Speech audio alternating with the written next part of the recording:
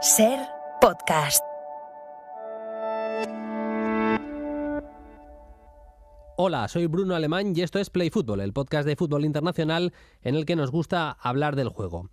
Ha vuelto el debate de la posesión, si sirve, si no sirve para nada. En el episodio de esta semana en Play Fútbol, si te quedas escuchando, vas a descubrir si los equipos con más posesión de balón son también los que menos goles reciben. ¿Cuál le ha gustado más de los dos partidos? Para mí hoy demasiada posesión. Looking for the 1-2, Balotelli drops Aguero, he can win it. Oh, he's won the title, surely for Manchester City. Arretra Pirlo, anche lui la rincorsa, colpisce la palla, cucchiaio di Pirlo in gol. Pirlo realizza prendendosi non poche responsabilità. Hace unos días el jefe de opinión del Mundo, Jorge Bustos, compartía un meme en su cuenta de Twitter en el que se veían dos círculos. En uno había dentro los clubes con historia y estaban los escudos del Manchester United, del Milan, Liverpool, Bayern y Real Madrid. En otro círculo los clubes con dinero y aparecían los escudos de Paris Saint-Germain, RB Leipzig, Newcastle, Manchester City y repetía el Real Madrid. Y fuera de esos dos círculos aparecía el escudo del FC Barcelona bajo el eslogan "Tienen la posesión". Pese a que es un meme con alguna inexactitud, es verdad que tiene su gracia y el meme triunfó y se hizo viral. Y es cierto que en los últimos días, también por esas declaraciones medio cruzadas, aunque con elegancia, de Xavi Hernández y de Ancelotti, se vuelve a hablar mucho de la posesión, de si sirve en el mundo del fútbol. Pues bien, en el programa de hoy, en el Play Fútbol de esta semana, nos vamos a centrar en si la posesión sirve para defender, si tener la pelota te ayuda a guardar el resultado. Para empezar lo vamos a hacer con un informe. ¿Cuáles son los equipos que más tienen el balón en Europa y tiene relación con que encajen pocos goles? Es decir, los equipos que más balón tienen, que más posesión tienen, son los que encajan menos goles. Os damos los datos y lo debatimos. ¿Se puede seguir hablando de posesión defensiva en este fútbol de 2022? No sé si estamos alguna vez abusando un poquito los periodistas y analistas de ese concepto de defender con balón. Bueno, lo vamos a analizar y lo vamos a debatir a continuación. Esta semana en Play Fútbol, defender con balón.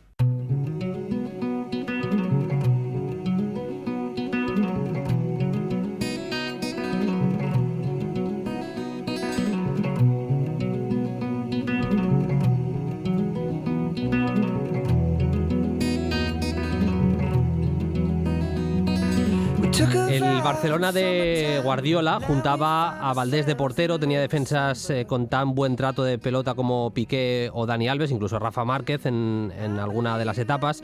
Busquets, Xavi, Iniesta en el centro del campo, tenía Messi, incluso a todos ellos les sumaba en alguna de aquellas temporadas a Cesc Fábregas. Eran futbolistas que si querían podían pasarse el partido entregándose el balón los unos a los otros y seguramente no perderla. Desde entonces yo creo que el fútbol ha evolucionado, creo que hay equipos, cada vez menos equipos, con esa capacidad que tenía aquel equipo, ¿no?, de marcar un gol, dormir luego el partido a través de tener la pelota, de una posesión que en algún momento podía ser algo inocua a nivel ofensivo, pero que reducía casi al límite el tiempo que tenía el rival para tener el balón y por tanto para intentar crear peligro. Hoy los equipos yo creo que presionan mejor, en general la mayoría de conjuntos son más valientes, hay más equipos que aunque sea por valentía y por acumular futbolistas en acciones ofensivas, pues te acaban generando ocasiones. Y lo de defender con balón parece que ha quedado algo más desdibujado, o no, porque vamos a enseguida contaros lo que dicen los números. Os presentamos, insisto, un informe con la relación que tienen la posesión, los equipos con más posesión de las 5 primeras ligas y los goles que les marcan, que creo que es un dato que puede ser o puede aportar bastante luz al debate, que voy a compartir con el gran Fermín Suárez, que ya me escucha. Hola Fermín, muy buenas. Hola Bruno, ¿qué tal? Muy buena. Y por ahí anda también Miguel Llorente, que es el entrenador del Deportivo de La Coruña femenino, que están haciendo un temporadón. Ya le habéis escuchado alguna vez en Play Fútbol y me apetecía muchísimo charlar con él. Hola Miguel, ¿cómo estás? Muy buenas. Buenas Bruno, ¿qué tal? Fermín, ¿cómo estáis? Enhorabuena por el temporadón que estáis haciendo, estáis ahí rompiéndola, ¿eh? Muchísimas gracias. Bueno, ahí vamos, poco a poco, a ver qué se consigue a final de temporada. Pero Bueno, vamos bien. tú eres un fiel defensor, tú has estado muchos años en el Barcelona, en categorías inferiores del femenino y demás. Tú eres un fiel defensor de que sí que sirve todavía tener la pelota para guardar el resultado en el marcador, ¿verdad? Sí, soy un fiel defensor, digamos, un poco, ahí a lo mejor me creo algún enemigo, pero del sentido común, ¿no? Entonces, ya no Barça o no Barça, sino que al final yo creo que si la tienes tú, bueno, yo creo no, es así, si la tienes tú no la tiene el rival, por lo tanto, las posibilidades se reducen a muy poco, por lo tanto, soy totalmente partidario de esto, claro. Nosotros no intentamos convencer a nadie, no queremos que Miguel os convenza a vosotros oyentes, pero Fermín, nos toca a ti y a mí hacer el papel un poco de fiscal, de hacerle las preguntitas que a Miguel le compliquen un poco la vida. ¿Ya? O sea, tienes claro nuestro papel, ¿verdad? Hombre, totalmente. Hay que intentar buscar un poco el contrapunto. Claro. ¿Qué ibas a decir, Miguel? No, que yo totalmente, que también tengo claro vuestro papel y estoy encantado. Bueno, a ello vamos. Yo os avanzo ya que los números del informe que hemos preparado le dan bastante la razón a Miguel, o no, bueno, vosotros podéis sacar las conclusiones, pero vamos allá. Las 5 primeras ligas, las ligas más importantes de Europa. Empezamos por la Premier League. Los equipos que más balón tienen son el primero el Manchester City, el segundo el Liverpool y el tercero el Chelsea. El Manchester City lleva 13 goles en contra, es el equipo menos goleado. Y Liverpool y Chelsea son los segundos menos goleados porque a ambos les han marcado tan solo 18 goles. Si nos vamos a la Liga Española, el Barça tiene el 61% de la posesión, es el equipo que más balón tiene, el Madrid es el segundo y el Sevilla es el tercero. El equipo menos goleado es el Sevilla, el Real Madrid es el segundo, le han marcado 18 goles y el Barça se va ya hasta la cuarta posición, equipo que ha recibido 23 goles. Si nos vamos a la Serie A, el Nápoles es el que más tiene la pelota, Fiorentina y Sassuolo le siguen. El Nápoles es el equipo menos goleado, pero es verdad que con Fiorentina y Sassuolo cambia un poco la cosa, ¿eh? La Fiorentina, 29 goles encajados, es octavo, el octavo que menos ha encajado, y el Sassuolo se va hasta 37 goles encajados, es el 11º. Podríamos irnos a la Bundesliga y van más o menos por ahí los tiros. Bayern, Dortmund y Leipzig, los tres que más pelota tienen. El Bayern es el menos goleado, el Dortmund por problemas en defensa seguramente, pero bueno, es el séptimo que menos goles ha encajado 29, que son bastantes, y el Leipzig 23.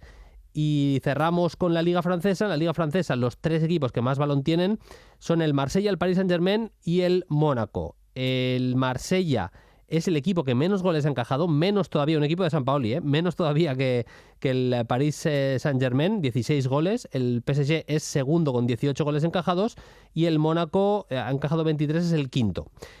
Podemos decir, si miramos los números, Miguel, que se cumple más o menos lo que tú piensas, que al final el hecho de tener el balón, de quitarle tiempo al rival para tener la pelota, le quita tiempo de poder generar ocasiones. Los números dicen eso, vaya.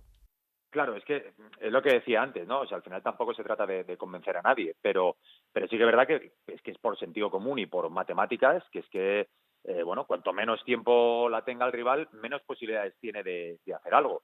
Otra cosa es que haga un juego más directo el rival y entonces te pueda generar ocasiones, pero siempre, o casi siempre, yo creo que te va a generar menos ocasiones cuanto menos tiempo tenga el balón. Sí que es verdad que, bueno, repasando los números que tú comentas, obviamente está claro que hay otras variables que entran en juego, ¿no? Posiblemente el tiempo que lleven jugando ese juego de posición o esa posesión, el tiempo que la practiquen o el tiempo que la entrenen a lo largo de la semana, el tipo de jugador que tengas, la convicción de un tipo de posesión u otra que tenga el entrenador. O sea, yo creo que hay muchas variables, pero yo creo que se ve que una regla general es eso, ¿no? A menor tiempo, menos posibilidades tienes de hacer algo al rival, por lo tanto cuadran los números, yo creo que sí.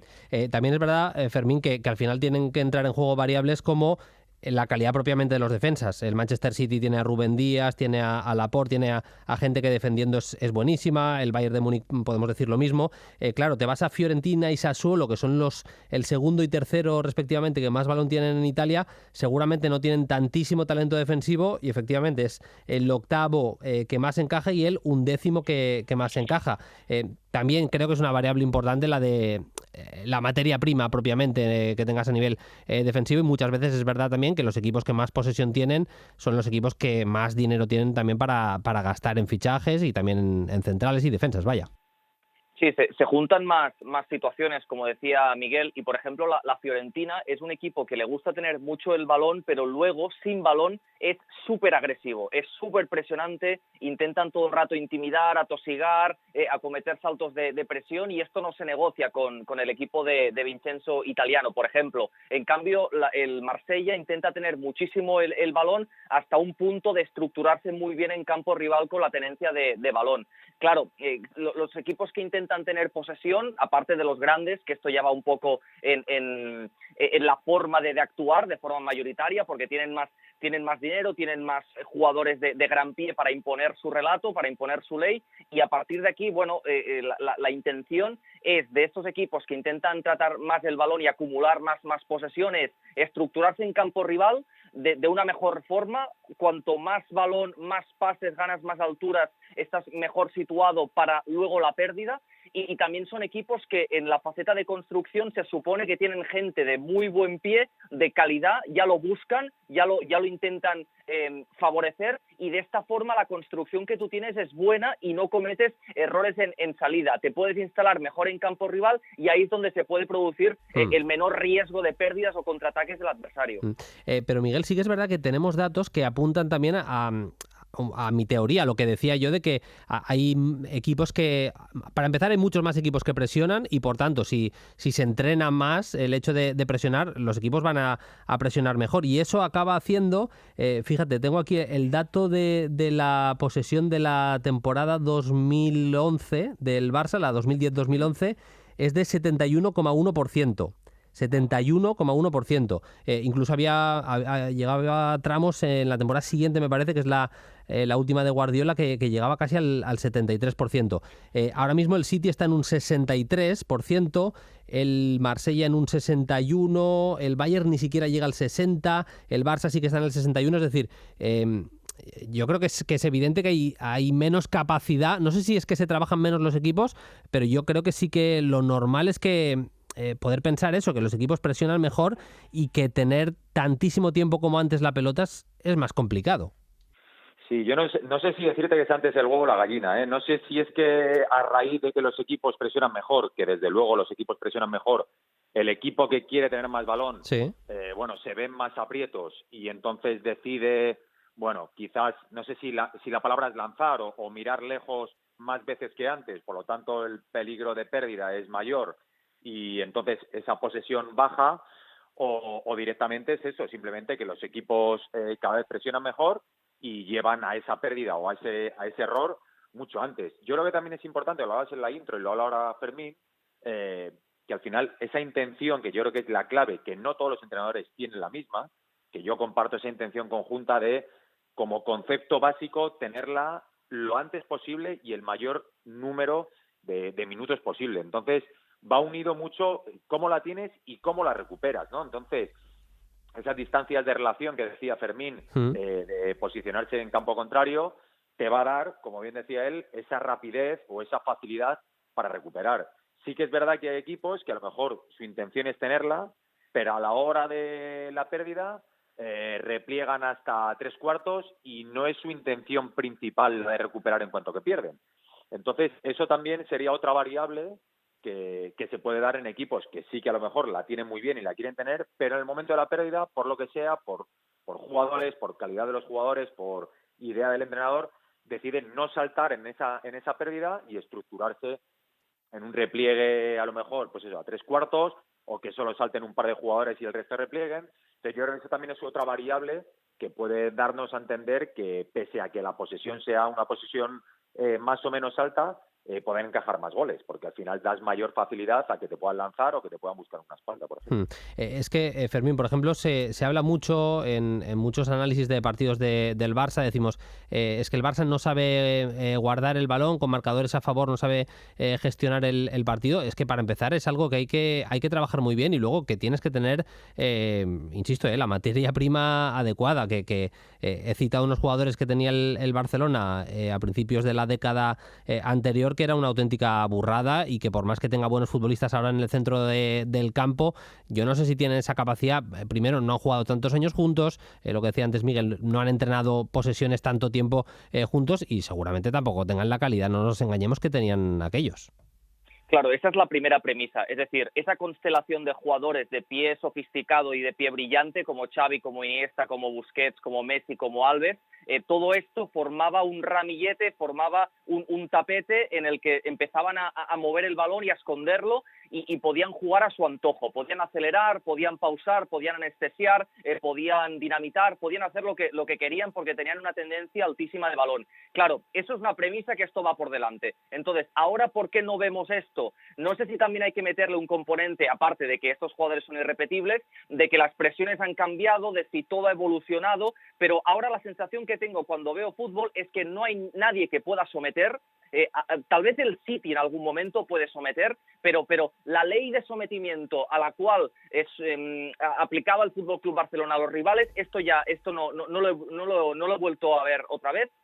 Y después, claro, hay un tema con esto. Con las posesiones, al Barça, por ejemplo, ahora mismo lo que le falta mucho es saber leer los partidos, saber interpretarlos, anestesiar cuando toca el encuentro, y esto no lo saben hacer porque a veces yo creo que es fundamental dentro de esa posesión que no sea retórica, sino que sea para amenazar. En el momento en el que dejas de amenazar con la posesión, te empiezan a tirar las líneas del adversario más altas, claro, te empiezan a presionar con más ahínco, empiezan a meter ahí el colmillo y ahí es cuando generas pérdidas. A la que quieres hacer un poco esa posesión que antes veíamos retórica de Xavi, Iniesta, Busquets, que en el fondo tal vez no era retórica, cuando dejas de hacer esto, el rival ya te lee la cartilla y empieza a avanzar líneas y aquí estás perdido. En todo caso, toda esta situación nueva de anestesiar al rival con el balón, la has de hacer en campo rival, la has de hacer tirando desmarques, lo has de hacer agrietando sus líneas, porque realmente es una situación que si no, tú no puedes mantener el balón.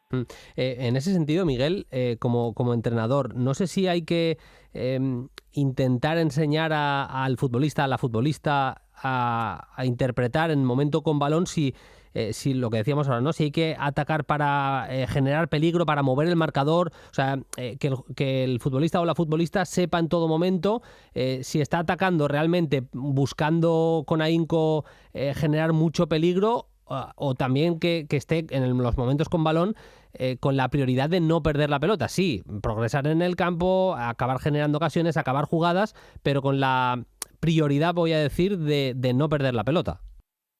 Sí, a ver, esto es para mí es lo más difícil de entrenar, porque es como bien dices tú, yo creo que se tiene que entender cuándo la tienes para qué, ¿no? Entonces, yo, por ejemplo, soy partidario que los primeros minutos de los partidos, o por lo menos es lo que estamos haciendo nosotras esta temporada, es que tenemos que mandar el mensaje de que nosotras decidimos y nosotras mandamos. Yo me acuerdo un día hablado con Natalia Arroyo, que le hablaba de la posesión y teníamos ahí un debate, y yo al final le decía que para mí la posesión es como salir al bosque y llevar tú el mapa, ¿no? O sea, tú llevas el mapa y tú decides por dónde vas y decides qué camino tomar. Si tú no tienes el balón, el mapa lo tiene otro, y ese otro además lo que quiere es que te pierdas. Entonces ahí ya entramos en un tema complicado, porque al final lo que va a hacer es que te equivoques y que falles para ganarte. Por lo tanto, para mí la posesión puede tener muchas utilidades, y la primera es el mensaje que tú mandas a nivel de lenguaje corporal y de situación y de actitud, de que tú vas a ser la dueña del partido. Entonces, a partir de ahí, posiblemente esa posesión no hace falta, o quizás no haga falta que seas muy vertical, porque tú el mensaje que estás dando es no me la vas a quitar. Entonces, yo creo que ahí la energía del rival cambia, ¿no? Ya sabe que a lo mejor, si la tienes bien, hay un momento que por mucho que corra detrás no la va a tener, entonces en ese momento lo repliegan. Entonces, el momento que repliegan sí que es el momento, quizás, de instalarte en campo rival, y a partir de ahí lo que dice Fermín, ¿no? Esas diferentes líneas de pase, esos desmarques al espacio, etcétera, etcétera, que te van a dar el hecho de ser más profundo. Por ejemplo, que los laterales o las laterales sean más profundas, que hay un intercambio de posiciones por dentro. Pero yo creo que hay diferentes posesiones y diferentes momentos para la posesión. Y para mí la clave es saber cuándo toca una y cuándo toca otra. Queríamos debatir si se puede defender con balón en el fútbol de 2022. Ya habéis visto que los porcentajes de posesión de los equipos más importantes han bajado, y eso tiene un porqué, evidentemente, pero que también es cierto que los equipos que más tienen la pelota siguen siendo los equipos que menos goles encajan. A partir de ahí, que cada uno saque las conclusiones que quiera con la cantidad de argumentos y de información y de inputs que han recibido tanto de Fermín como de Miguel. Fermín, me parece que te dejamos, estás a las puertas de comentar un partido, así que vaya todo bien, Guten Tag, o como se diga en alemán, ¿eh? Un abrazo, Fermín, gracias. Un abrazo, Fermín. Bruno, Miguel. Lo mismo, Miguel, que vaya muy bien el partido del fin de semana y gracias por haber estado en Play Fútbol. Un abrazo, hasta la próxima. Venga, un abrazo fuerte. Cerramos aquí la portada de Play Fútbol, seguimos con más contenidos.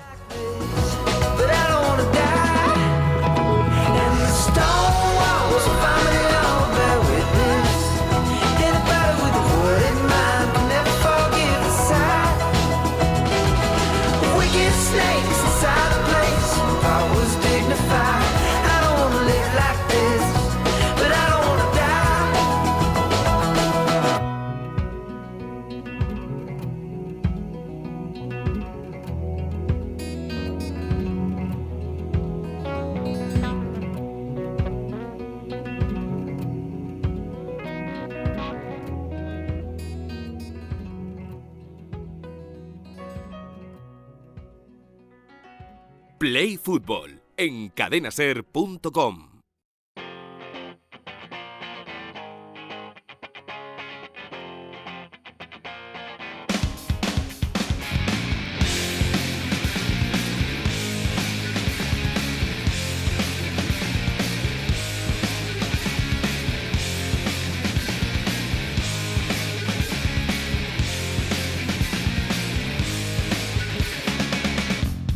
Vamos ya con el tramo de actualidad del programa. Lo hacemos siempre a través del 3 preguntas para Paquillo, en el que repasamos algunos de los temas más destacados del fin de semana en formato pregunta para el gran Paquillo Mariscal, al que tenéis que seguir todos en Twitter, @mariscalpaquillo, el Paquillo escrito con K, y que ya me escucha. Hola Paquillo, ¿qué tal? Muy buenas.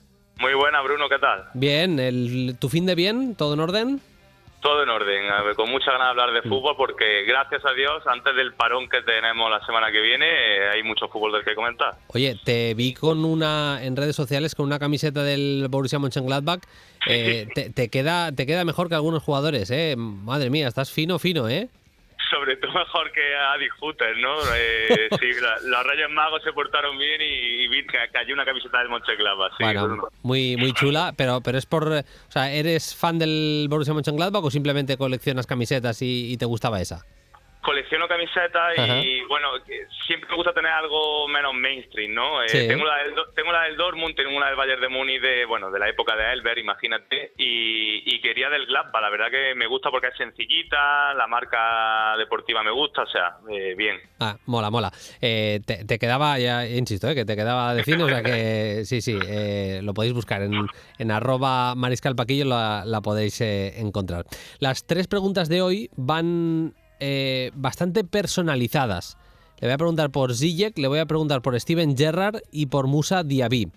En la Premier hemos tenido una jornada interesante. Ganó el Liverpool en el campo del Crystal Palace por 1-3. No pudo pasar del empate del Manchester City en el campo del Southampton, empate a 1, a pesar de que en el tramo final tuvo bastantes ocasiones el equipo de Guardiola. En la última jugada del partido ganó el Manchester United con un gol de Rashford, que le da la posibilidad de estar en esta jornada en plaza Champions. Y en el gran partido de la jornada, Chelsea 2, Tottenham 0, derbi de Londres, que se llevó el actual campeón de Europa, el equipo de Thomas Tuchel. Primera pregunta, Paquillo. Si Ziyech fuera un futbolista regular, acaba la frase. Estaría jugando en el Real Madrid, Fútbol Club Barcelona o Bayern de Múnich. Así tengo que acabar la frase. Es tremendo la calidad que tiene en su zurda y yo creo y espero, Bruno, que si Tuchel sigue espoleándolo, porque yo creo que está haciendo un trabajo sobre todo didáctico con él, psicológico, de darle confianza, de venga, que créetelo, ¿no? Yo creo que es un jugador llamado a hacer lo que hizo ayer contra el Tottenham. Sí, fíjate que a priori el sistema que utilizaba el año pasado Thomas Tuchel, el 3-4-2-1, podía ser también 3-4-1-2 según qué partido, pero yo creo que era un sistema hecho a medida para Ziyech. porque al final partía desde una posición que era la media punta derecha, que le permitía caer un poquito a banda, que le gusta mucho para poder recibir en zonas no tan calientes, y estar un poquito más liberado y poder empezar esas conducciones que tanto le gustan, caer un poquito más a la banda, pero también tener la libertad de, si me apetece y veo que hay espacio, pues poder recibir claramente en el centro y cargar la zurda en la frontal, que es lo que mejor hace Ziyech. Sin embargo, ahora ha cambiado el sistema Tuchel, muchos partidos los está jugando con extremos, por decirlo así, está jugando sin carrileros y con extremos. Por ejemplo, ayer contra el Tottenham jugó con una defensa de 4, el extremo por la izquierda muy pegado a la banda era Hudson-Odoi, el extremo por la derecha no tan pegado, pero era Ziyech, y sin embargo le está yendo mejor. En los últimos partidos yo creo que estamos viendo una mejoría clara del futbolista de origen marroquí. Sí, es paradójico por lo que tú comentas. Yo también opino que en esa doble media punta del otro esquema resaltaría más, ¿no? Porque sus cualidades, esa libertad por el carril central. Pero es verdad que ayer lo vimos contra el Tottenham y lo hemos visto en otros partidos, ha cambiado el esquema y partiendo de esa banda derecha, pero prácticamente como falso extremo, yendo mucho hacia adentro, ahí fue donde realmente destacó en el Ajax de Ten Hag, ¿no? En el 4-3-3, que también partía de ese costado, pero luego realmente era un media punta más. Fue para mí el mejor de su equipo. Es verdad que Mason Mount tuvo una buena segunda parte, es verdad que vimos una buena versión de nuevo de Rudiger, pero yo creo que fue el mejor del Chelsea contra todo un Tottenham, más allá del golazo espectacular, que el que no haya visto que lo busque, porque es de lo que es de un crack mundial, vaya. El partido nos sorprendió en la puesta en escena, cuando se pusieron todas las fichas en el tablero, por lo que decimos, era defensa de 4 en el Chelsea de manera bastante clara, con Azpilicueta, Thiago Silva, Rudiger y Sarr, un centro del campo en el que estaban Jorginho y Kovacic, y en una tercera altura Mason Mount, no sé si decir de media punta, pero de interior más liberado si se quiere, Ziyech cayendo a la banda derecha, Hudson-Odoi banda izquierda y Lukaku arriba, pero respondía el Tottenham, que es muy muy poco habitual en Antonio Conte, también con una defensa de 4, con un 4-4-2, pero doblando las bandas con laterales.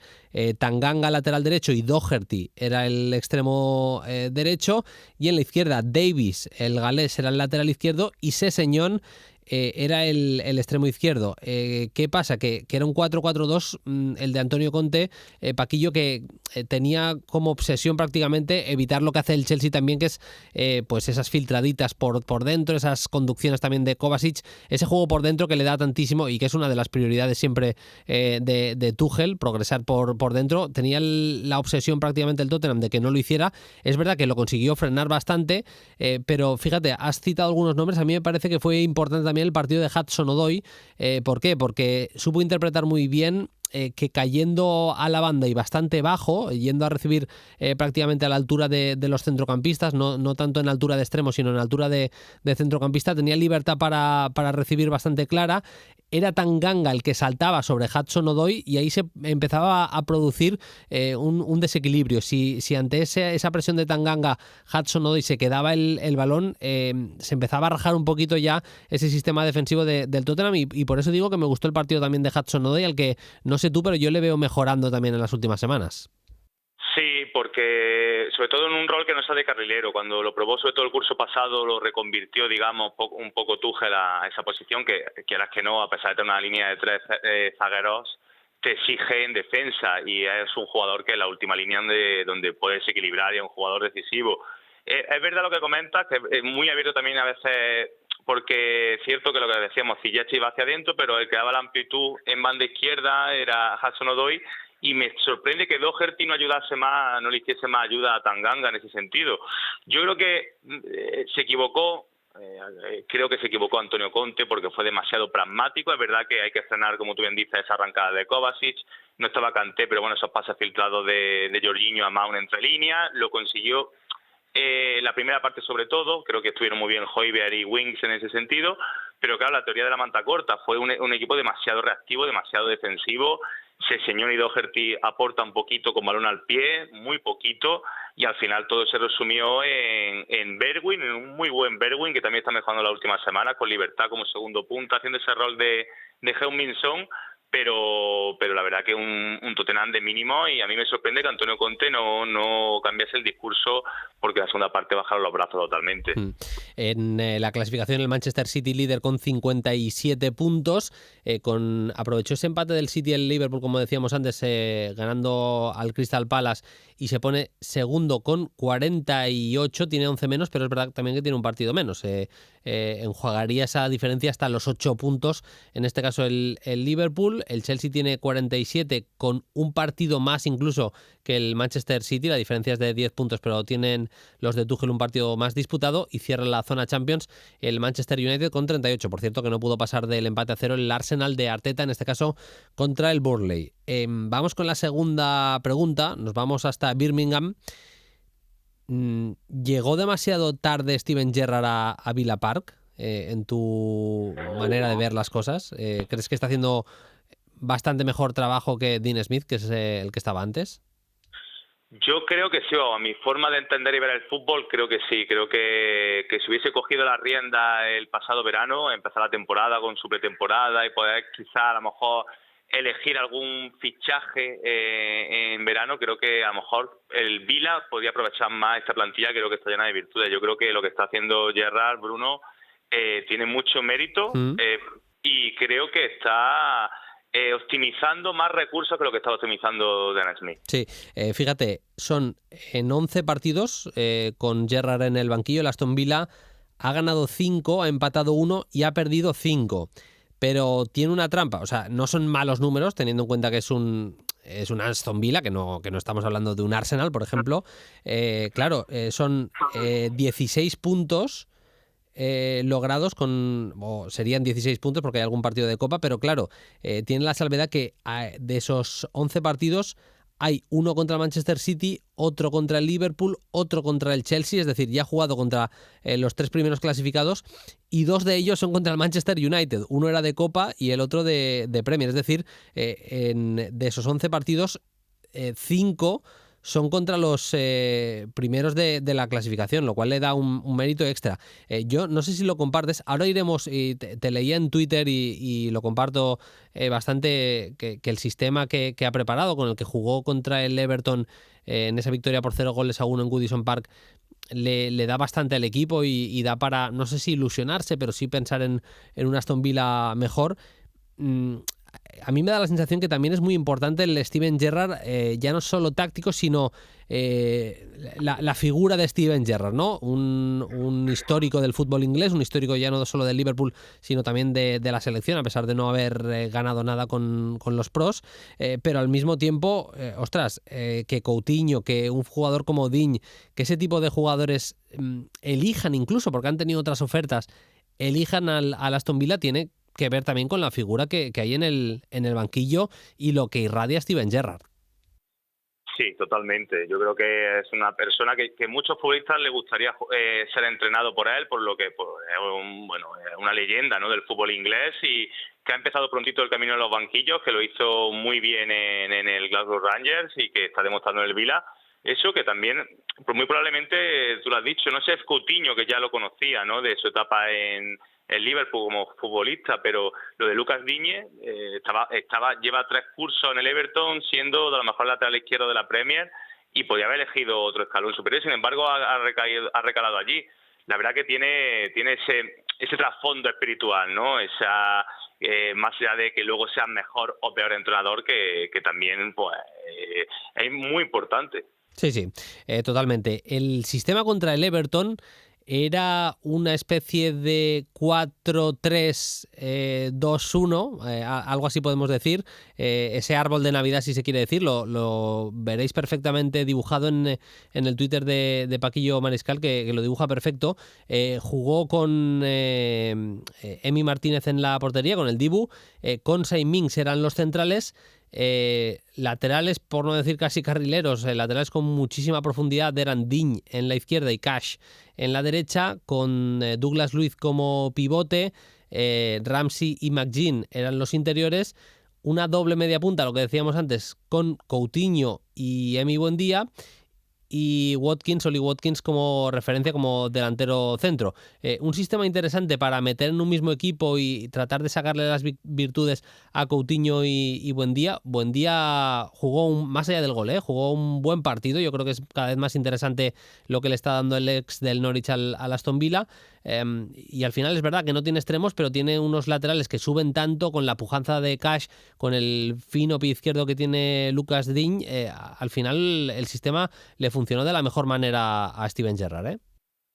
Sí, porque empezando por los laterales, yo creo que el árbol de Navidad este famoso de Ancelotti, que Gerrard ha copiado, yo creo que ha leído bien, ha analizado bien la plantilla, muy probablemente antes de llegar a entrenarlo, propiamente dicho, y se ha dado cuenta que, bueno, Digne, anteriormente Target, Cash son laterales que tienen ese alma, esa vocación ofensiva que te dan mucho, prescindes de extremos, pero porque tienes que sumar media punta, y al final contrae en el centro del campo con un Douglas Luiz que es muy bueno en salida de pelota, Bruno, y luego tienes a dos interiores que te van a sumar mucha ida y vuelta, te van a ayudar en el trabajo defensivo, pero te van a también a llegar a la frontal rival, como son Ramsey y McGinn.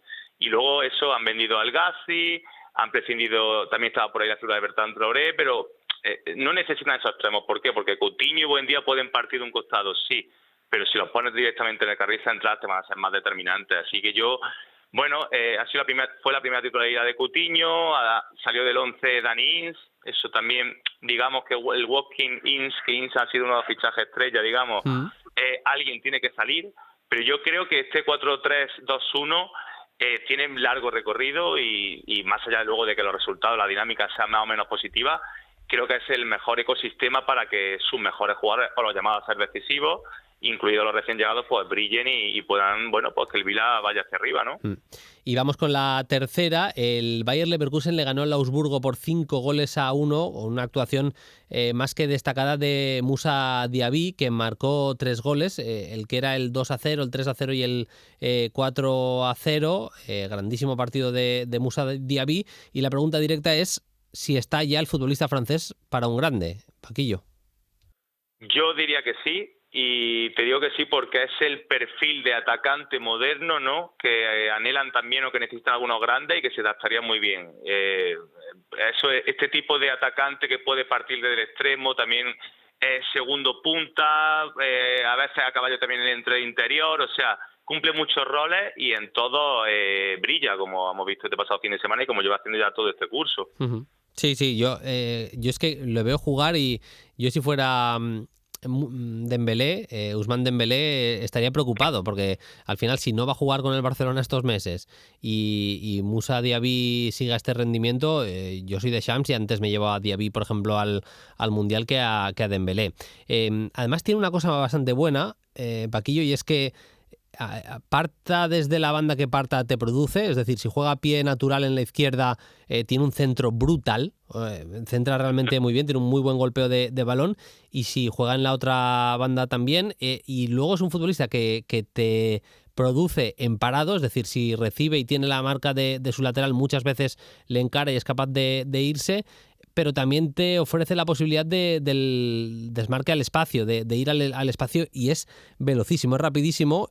Te leía los números de Diaby en Bundesliga. Bueno, si sumamos también lo que ha conseguido en Europa League, son en 24 partidos, son 11 goles y 8 asistencias en total. Con el Leverkusen esta temporada estamos hablando de 19 goles o relación directa en 19 de los goles que ha marcado el Leverkusen. Es que es un atacante bastante global, que te produce de muchas maneras diferentes peligro. Sí, es verdad que estaba beneficiado por la propuesta de Soane, que el Leverkusen sabemos, bueno, yo diría que desde la época de Roger Smith es un equipo que mira más la portería rival que la propia y por eso muchas veces no están más arriba, pero es verdad que, bueno, que es un jugador que, como tú bien decías, tiene eso el slalom, elimina rivales porque con balón al pie es muy bueno, la cabeza levantada, siempre el balón muy pegado, te sale también por ambos perfiles, pero luego también tiene eso de que lo hace más global, efectivamente, entiende muy bien, es muy inteligente tácticamente, sabe cuando, teniendo pasadores como Demir Bay, como Florian Wirtz, sabe cuándo tiene que romper, cuando Patrick Schick sale del área, que le gusta mucho esas descargas, rellenarla. Al final es un jugador que probablemente se hable menos de él, porque tú sabes que se habla mucho de Wirtz, se habla muchísimo de los números estratosféricos también de Patrick Schick porque lo merece, incluso de gente que ha llegado a la defensa para mejorarla como Hincapié o Baker, pero yo creo que Diaby es una amenaza constante y como tú bien decías la pregunta, yo si fuese Jürgen Klopp estaría pensando en un Diaby o en un Nkunku para la próxima temporada. Mira, me lo has quitado de la cabeza. Me viene totalmente el Liverpool como destino favorito o destino ideal para Moussa Diaby. Bueno, ya hemos tocado los tres grandes temas. Por cierto, que en el clásico en Holanda ganó el Ajax, PSV 1, Ajax 2, con un gol de Mazraoui en el tramo final, y marcó Sergio Ramos en el Paris Saint-Germain 4, en Reims 0 de la Liga Francesa. Y nos vamos ya a las preguntas de los oyentes. Nos podéis dejar las preguntas tanto en los comentarios de iVoox como en @playfootball. Leo primero la de un anónimo. Dice: ¿qué os parece el fichaje de Julián Álvarez por el Manchester City? ¿Puede ser el delantero del futuro de Guardiola? Mira, lo primero, os recomiendo, estuvo Martina Galucci hablando de él en Play Football, nos contó un poco las virtudes que tiene Julián Álvarez en un podcast anterior, lo vamos a buscar y os lo intento poner también en el Twitter de Play Football porque es interesante. No es oficial todavía que Julián Álvarez fiche por el Manchester City, pero ¿a ti qué te parecería, Paquillo, esa operación? Bueno, yo creo que es una oportunidad de mercado. Creo que ahora mismo es de los talentos jóvenes sudamericanos más importantes y que entiendo que el City vaya por él y entiendo que el City también vaya por él porque necesita la figura de un 9, que tampoco es un 9 al uso. Efectivamente, Martina, nuestra compañera, lo explicó mejor y espero que la gente escuche ese podcast para entender qué figura es. Pero yo no sé si es el 9 que necesita el City, Bruno. Creo que necesitaría una figura más hecha, más adaptada a Europa y me deja algo de duda. Uh-huh. Y yo creo que es una incorporación interesante porque él no es un delantero centro de verdad, es más un falso 9, puede ser más segundo punta casi que otra cosa, pero puede jugar de falso 9 también. Y estoy con Paquillo en que falsos 9 ya tiene muy buenos el Manchester City. Quizá lo interesante sería eso, ¿no? Que pudiera ganar esa versatilidad en nivel de plantilla de tener esa pieza diferente. Dicho lo cual, me parece un jugadorazo y el techo no sé dónde lo tiene, me parece un jugador muy interesante, así que yo soy un poquito más optimista que Paquillo. Es verdad que si yo pudiera ficharía otro perfil, pero al mismo tiempo me parece que es un jugador que va a dar bastante que hablar en el fútbol mundial. Y tenemos otra pregunta, Víctor Maltrana, también en los comentarios de iVoox. Bueno, decía, tremendo el programa de esta semana con la retrospectiva del Cholo, gran trabajo. Pues muchas gracias, Víctor. Dice: parece que las grandes ligas se van decantando. ¿Cuál diríais que está más abierta y puede llegar más viva al tramo final? Dice: yo diría que Italia, aunque el Inter parece que va cogiendo velocidad. Saludos. Pues mira, el Inter las pasó canutas contra el Venezia, pero acabó ganando y la jornada le ha salido casi perfecta. Es verdad que ganó también el Nápoles a la Salernitana por 4-1. No sé, tú, Paquillo, ¿cuál de las principales ligas europeas ves más viva y más emocionante? Yo no quiero decepcionar a nuestro oyente y a nadie, pero yo es que no veo abierta. Ninguna. Es que está muy decantado, ¿no? Es verdad, sí. Es difícil, PSG, Bayern de Múnich, Inter, el City, por supuesto.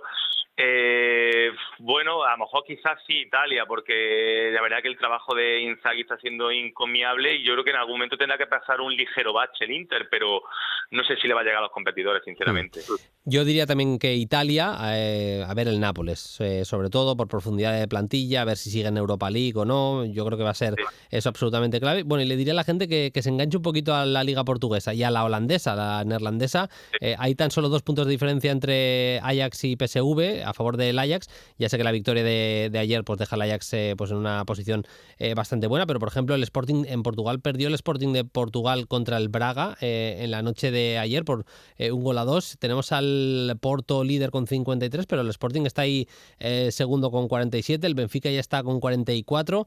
Bueno, si el Porto se lía y demás, podría haber emoción. Yo creo que pueden acabar estando bonitas las dos, tanto en Países Bajos como en Portugal, por no decir ninguna de las del top 5, porque coincido con Paquillo que está todo para Madrid, para Bayern, para Manchester City, PSG, Inter, todo bastante decantadito, pero veremos qué es lo que pasa. La semana que viene más. Paquillo, muchas gracias, un abrazo. Un abrazo, Bruno, chao. Seguimos con más contenidos, vamos con un poquito de Copa de África. África. On air. África. On air. África. On air. África on air. Seguimos pendientes de la Copa de África. Hemos tenido ya los primeros partidos de los octavos de final. Se ha clasificado Burkina Faso. Lo hizo después de ganarle a Gabón en los penaltis. Al final del primer partido, Burkina Faso 1, Gabón 1. Y seguramente podemos hablar de sorpresa importante. Nigeria nos había gustado bastante en la fase de grupos. Pues bien, Nigeria 0, Túnez 1, con ese gol que marcó Msagni, clasificada en la selección tunecina. Vamos a charlar un poco del torneo con José David López, que ya me escucha. Hola David, ¿qué tal? Muy buenas. Muy buenas, Bruno, buena sintonía de Copa África. Sí, un poquito de musiquita que al menos nos recuerde a África para vestir un poco la sección. David, está siendo ya no solo porque se decidiera ayer uno de los partidos de octavos en los penaltis, que el otro fuera un 0-1, está siendo una Copa África de muchísima igualdad. De hecho, la mayor parte de los partidos han acabado 0-1 o 1-0 o 0-0, ¿eh? Sí, y es algo que sabíamos, ¿eh? No, a mí no me sorprende y creo que a la mayoría de los que estamos acostumbrados a ver el campeonato no nos sorprende nada, porque son selecciones que gestionan muchísimo los minutos, gestionan muchísimo los esfuerzos, se saben muy igualadas todas. Son selecciones que van al detalle siempre, de la mínima diferencia que se pueda marcar se convierte en una diferencia enorme en el contexto de este campeonato, así que sabíamos que iba a pasar esto. Lo que quizá no intuíamos es que algunas selecciones que tienen muy poquito nombre iban a ser capaces incluso de también generar los mismos problemas a las grandes que otras que teóricamente sí que tienen más nivel. Es decir, ha habido selecciones que se han metido en fase de octavos de final, hablo por ejemplo de las Islas Comoras, hablo de Malawi, por ejemplo, por decir dos, incluso Guinea Ecuatorial, que se han metido y además no solo se han metido, sino que han podido ganar algunas de las que teóricamente estaban en el grupo de partida para poder ser incluso algunas de las que se metieran en favoritismos finales, con lo cual eso representa claramente que no solo se está igualando entre los favoritos, sino que también las de abajo, pues cada vez a su manera, con esa gestión de esfuerzos, con esa capacidad para, en el momento que hacen un par de cositas bien y logran rédito de ellas, saben gestionarlo muy bien y al final eso acaba dando premio global en forma de resultados y de sensaciones un poco inquietantes en el contexto del campeonato, Bruno, porque creo que en el fondo está hablando a la baja del torneo, sigue habiendo algunos detallitos interesantes,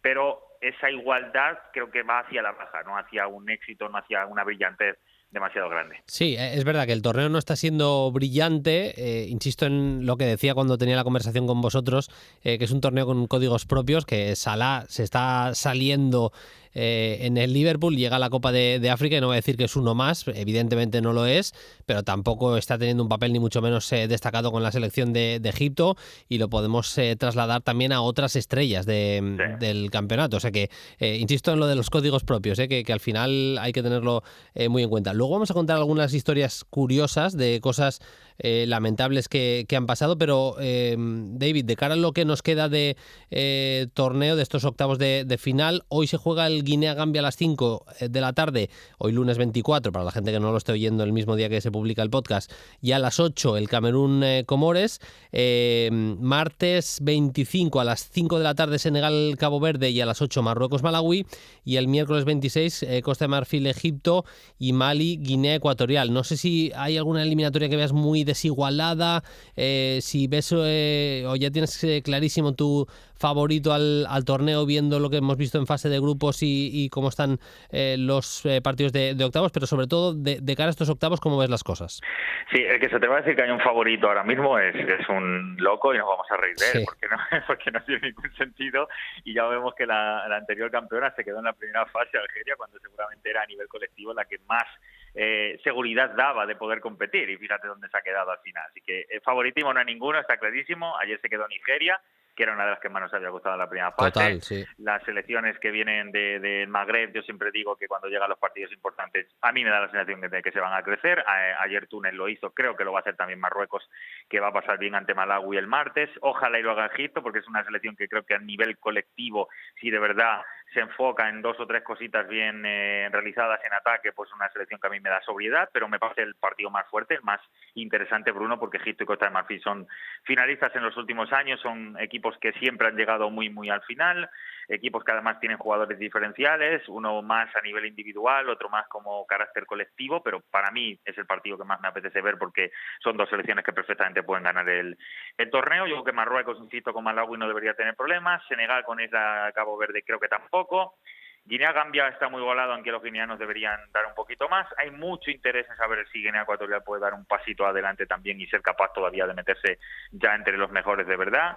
Mali es una selección que no hace mucho ruido, pero que siempre compite muy bien y que en base viene trabajando con la misma hace mucho tiempo, con lo cual creo que por ahí los malienses tienen también algo favorito. Y me dejo para el final el Camerún-Comoras, Bruno, porque por un lado, evidentemente, Camerún creo que ha sido a nivel colectivo la que mejor ha funcionado, porque por lo menos es la que más gol ha tenido, que esto en un campeonato donde no ha habido goles verdaderamente pues es una notición, es clave, y además juega con Comoras, que bastante ha hecho ya con llegar hasta aquí, y que dentro de los escándalos o problemas que ha habido en el torneo y que ahora vas a comentar alguno de ellos, pues Comoras mañana va a tener que jugar, mañana no, hoy, sí, va a tener que jugar con Camerún, que es el gran favorito, porque además es el anfitrión, pues uno de sus porteros va a ser jugador de campo, porque no tiene ni siquiera porteros por la gran cantidad de contagios de COVID que tiene en la propia plantilla. Sí, Así sí. que esa es una de las muchas que ha habido y que va a haber hasta el final, que esto de la Copa África va a seguir dejando escándalos cada día hasta el final. Sí, creo que es un lesionado y los otros dos tienen COVID. Y va a tener que jugar un futbolista de campo como portero. Era una de las historias que tenía aquí apuntada. Luego está lo de Gabón. Gabón ha quedado eliminada, pero en el partido de ayer contra Burkina Faso no jugaron ni Aubameyang ni Lemina, porque fueron apartados del equipo. Se dijo en un principio que, bueno, han pasado el COVID, eso es así, han pasado, creo que es la variante Omicron, pero no me quiero mojar demasiado, pasaron el COVID y a raíz del COVID se le han descubierto a ambos, se les descubrió un pequeño problema cardíaco a los dos jugadores, pero al mismo tiempo es todo muy raro, la información es muy confusa, porque no se daban, David, demasiados detalles de qué tipo de problema cardíaco era y demás. Evidentemente cada futbolista, cada persona tiene derecho a que su estado de salud no sea público y hacer público lo que quiera de su estado de salud, pero al mismo tiempo hay que contar las cosas más o menos como son y las cosas que van pasando. Y ayer publicaba L'Equipe que lo que pasa es que se pegaron una farra ambos futbolistas, una fiesta importante, y que por ese acto de indisciplina los han devuelto con sus clubes. que es todo muy surrealista, es otro capítulo más de la Copa de África, pero bueno, David, perdona. Sí, no es nada raro, me creo la versión más turbia de todas, siempre, más turbia respecto a la poca profesionalidad, puede ser verdad o no, pero yo la que me creo, porque la historia de este torneo y además de los dos que han sido, pues evidentemente llámame extraño, pero cuando el agua suena tantas veces, pues cuando el río suena tantas veces es que agua lleva, y seguramente haya sido lo que ha pasado. Y Lemina ya se ha metido en muchas, Aubameyang también últimamente, y es cierto que si no es así me comeré mis palabras y lo diré y no tendré ningún problema, pero la realidad es que el torneo nos lleva a pensar que este tipo de cosas pasan muy habitualmente, y como son dos de los que no suelen hacer prisioneros en este tipo de cosas, pues pensemos eso, pero hay muchísimas, va a pasar hasta el final y lo avisamos al principio del torneo, que en este torneo pasan cosas muy raras, que la información nunca va a ser la real porque nos lo dan muy condicionado por todo lo que representa para ellos este tipo de jugadores, este tipo de torneos, y que la gestión de cada detalle, incluso estos que no se ven, son diferentes, pero bueno, va a haber más hasta el final, seguro, no hay ninguna duda.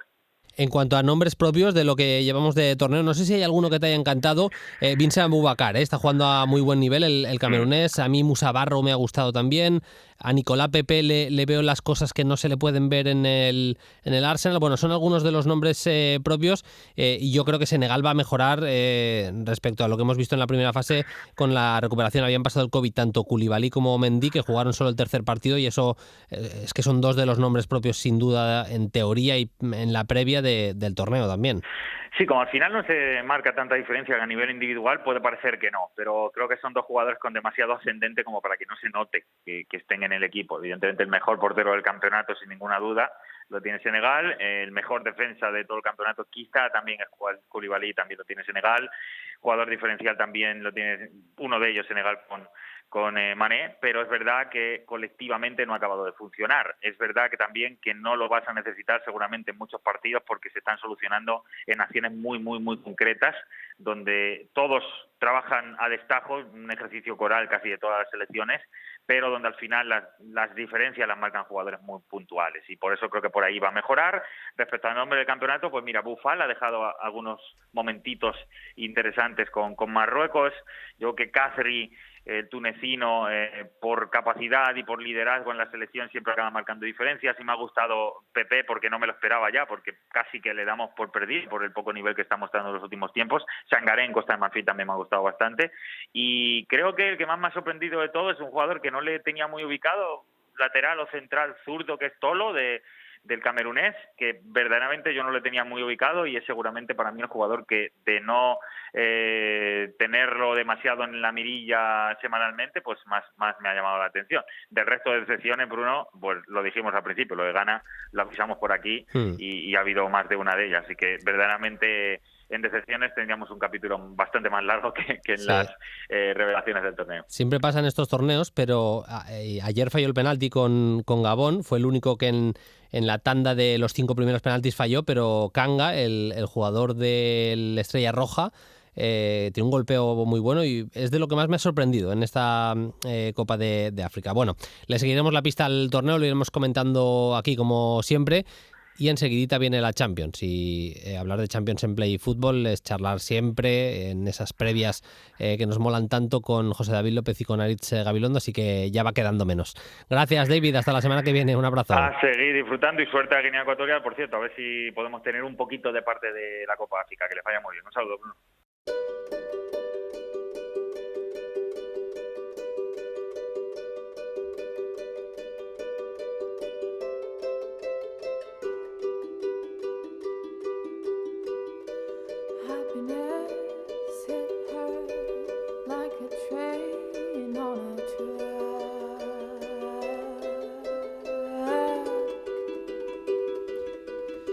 Tiempo para echarle el cierre ya al podcast, al Play Fútbol de esta semana. Vamos, como siempre, a recordaros que nos podéis escuchar en Ser Podcast, muy bien si lo hacéis así, pero que también podéis elegir la plataforma de audio que más os mole, que más os guste para escuchar Play Fútbol. Lo podéis hacer a través de Apple Podcast, de Spotify, de iVoox, en Google Podcast también estamos, incluso en YouTube también, así que podéis elegir.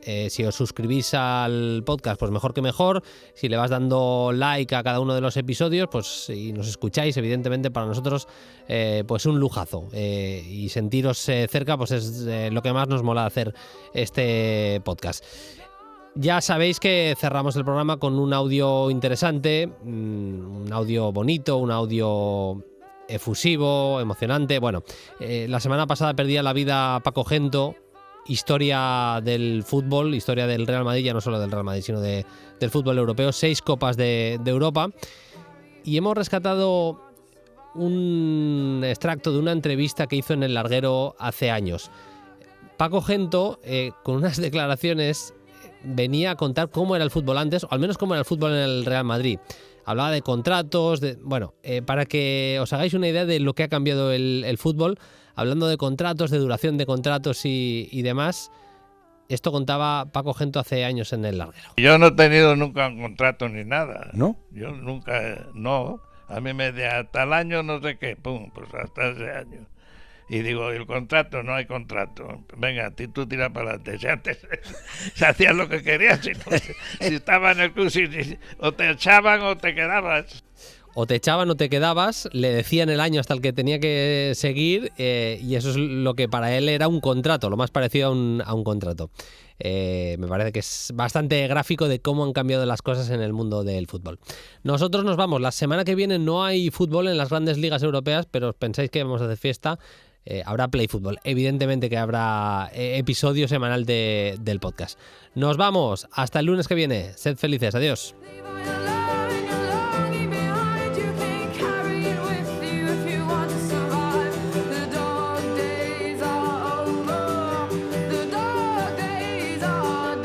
Suscríbete a Play Fútbol. Todos los episodios y contenidos adicionales en la app de Cadena Ser y en nuestros canales de Apple Podcast, Spotify, iVoox, Google Podcast y YouTube.